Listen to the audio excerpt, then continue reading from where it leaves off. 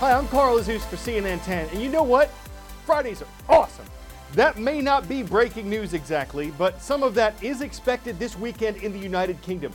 The country's parliament, its lawmaking body, is set to debate a new deal concerning the Brexit, the British exit from the European Union. The EU is an economic and political partnership of 28 countries. It's existed since 1993, and no country has ever left the EU since it was established.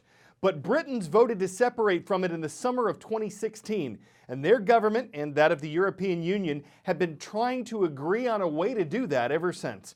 It's an incredibly complicated process. International trade, immigration, laws, all of these things have to be figured out.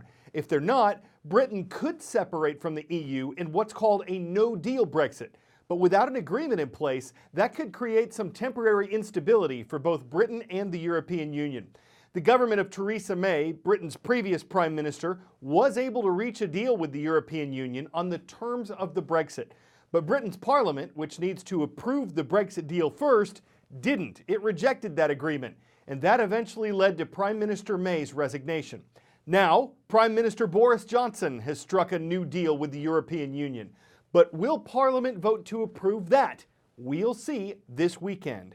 If Britain's Parliament rejects this new agreement, it could lead to a no-deal Brexit, or the deadline could be extended once again for Britain and the European Union to reach another deal. That's happened several times this year.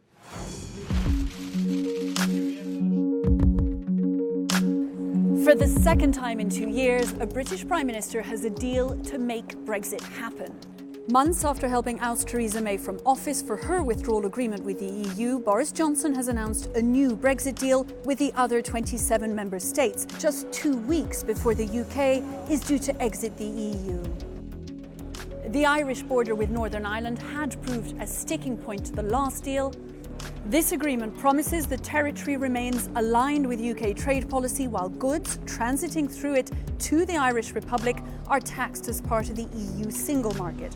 Critically, for the Northern Ireland peace process, there will be no checks along the border with the Republic of Ireland.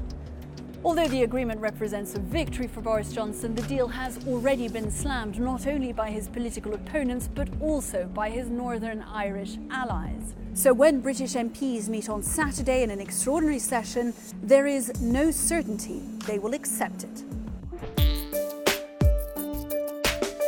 There are lots of reasons why people voted Brexit, but many of them are covered by one word: sovereignty. Brexiteers don't like to share it, from how many fish you can catch to who gets to live here and which court ultimately has the final say over British citizens. Many Brits get pretty cranky at the idea of having to follow rules and regulations set in Brussels, often by people they haven't voted for. Another kind of agreement's been made between the United States and Turkey. U.S. Vice President Mike Pence has been in the Turkish capital, meeting with Turkish President Recep Tayyip Erdogan.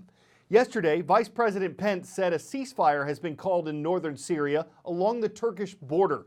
That's where Turkey's been going after Kurdish forces that it considers terrorists. But the Kurds in Syria have been U.S. allies in the fight against the Islamic State terrorist group. Under the agreement, Turkey says it will pause its military action in northern Syria and enforce a safe zone there, and the Kurdish forces would leave the area. Then the United States will remove its recent penalties on Turkey's economy. Turkey says its military operation has paid off. 10-second trivia. What is the correct pronunciation of this word? Is it A, Schadenfreude, B, Schadenfreude, C, Schadenfreude, or D, Schadenfreude?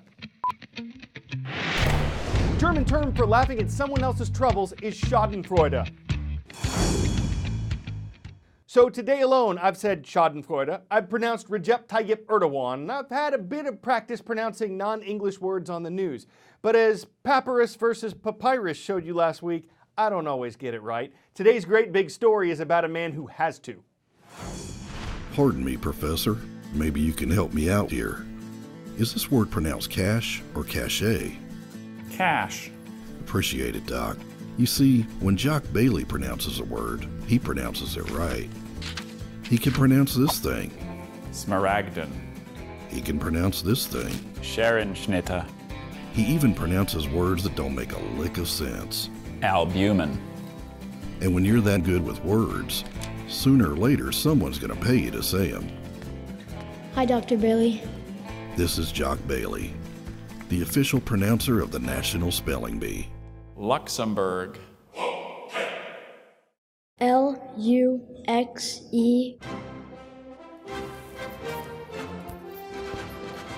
Gala. Sherbet.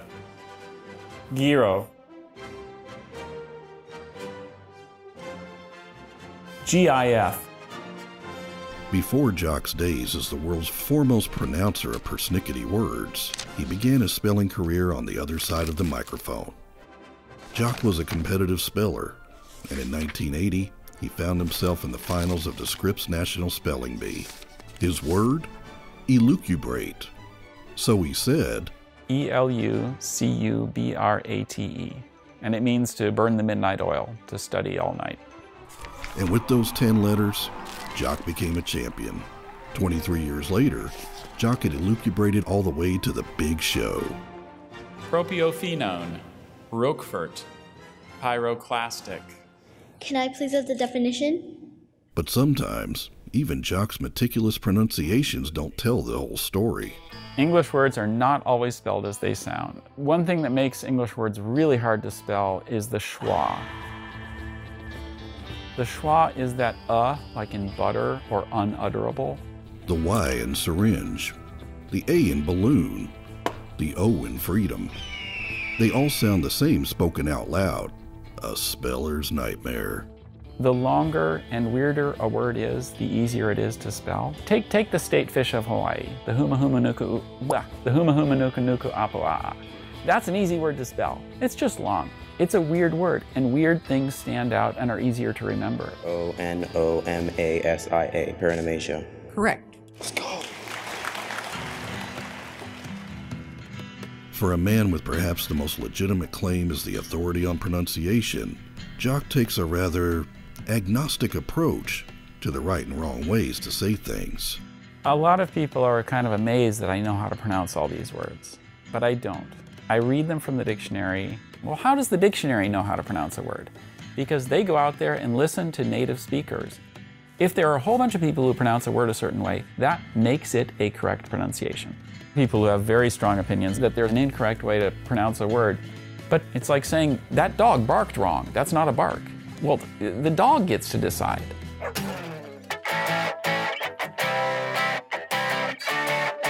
Anyone with $200 could buy a Barbie dreamhouse, but for $120 plus taxes and fees, you could rent this one where the dream has come true. It's life-sized. The infinity pool, the fashionable clothing, the Malibu address, the cornucopia of pink, it's all real, and it's available for only one lucky renter and his or her guests who will get it for 2 nights at just $60 per night. It commemorates Barbie's 60th birthday. Could you be the one to skip her over there to celebrate, Stacy in style, enjoy the fancy decor, jazzy it up, and have a truly model stay in something so adorable? Yes, you can. And we hope you'll Barbie here again next week when CNN 10 returns. I'm Carl Azus.